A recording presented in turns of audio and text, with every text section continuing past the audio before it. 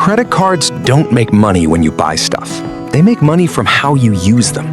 That tiny piece of plastic is basically a profit machine. And most people never see where the money is actually coming from. So let's break the whole thing down. Because once you see the system, you stop using it blindly. Follow the money. Every card purchase has 4 players. You, the store, the bank, and the card network. When you swipe, the transaction gets routed through a system. The card network sends the request to your bank. Your bank checks if the charge is allowed. If it's approved, the sale goes through. But the store does not keep all the money. A piece gets taken out as fees. That fee is part of the card business. And that's the first way credit cards make money. One swipe is small. Millions of swipes are huge. This system runs all day, every day. Merchants pay a percentage every time you use a card. On a $100 purchase, that can be a few dollars. Usually it's somewhere around 2 to 4% total. That fee gets divided between different companies. For the store, that cuts into profit. Small businesses feel it the most. Big businesses accept it because they need the sale. So merchants build the cost into their prices. That means card costs get spread out. Even cash customers help pay for it. It's basically a toll booth on every purchase. And the toll never stops. But the real money is interest. If you pay in full every month, the bank makes less from you. If you carry a balance, you become a loan customer. Say you owe $5,000. At a high APR, that debt gets expensive fast. And that's where the minimum payment trap starts. The minimum is designed to feel manageable. But paying only that stretches the debt out. Interest keeps piling on top of interest. So the balance barely moves. You end up paying way more than you borrowed. That's where banks make serious money. Interest isn't the only profit stream. Late fees hit when life gets messy. Miss a payment and the rate can jump. Cash advances are even worse. They charge a fee up front, and interest starts right away.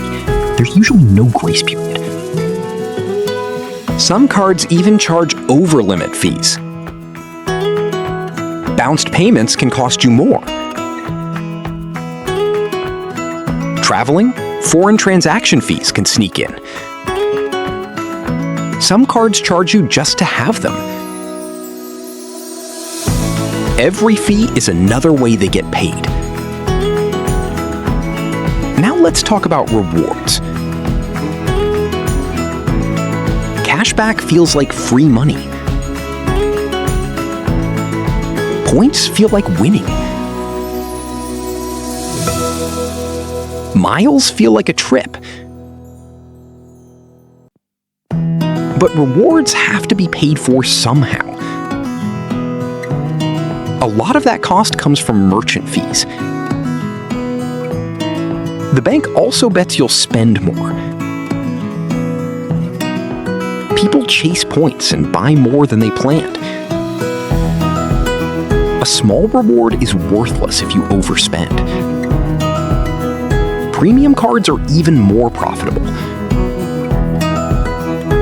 The perks are there to keep you loyal. Rewards are part savings, part trap. Credit cards work because they change behavior. Cash feels real when it leaves your hand. A swipe feels much easier. One-click checkout removes even more friction. Saved cards make spending almost invisible. The minimum payment anchors your brain. The due date is easy to miss. Autopay helps, but people still ignore totals. Limit increases make you feel richer than you are. Notifications keep nudging you to spend. The app turns debt into a harmless-looking number. That design is not accidental. So who wins? First, the companies get a cut from merchants. Then they earn interest from borrowers. Then they add fees when people slip. Then they use rewards to drive more swipes. And they study your behavior to get better at it. The goal isn't one purchase. The goal is a lifetime of payments. They want a customer who swipes often, carries debt, and pays fees once in a while. That's where the real money is. So how do you use cards without getting crushed? Pay the statement balance in full. Set autopay for the full amount. Keep your utilization low. Use fewer cards, not more. Use rewards only if you already spend responsibly. Never buy something on credit that you couldn't pay for today. If you already carry a balance, stop adding charges. Build a small emergency fund. That buffer keeps you from paying expensive interest. Review your spending once a week. If something surprises you, that's your warning sign. The best credit card strategy is boring. Pay in full, avoid fees, don't chase points with overspending. Here's the whole thing in one sentence. Credit cards make money from merchant fees, interest, and fees. And they use psychology to make you spend more. Now you know how the machine works, and that puts you ahead of most people.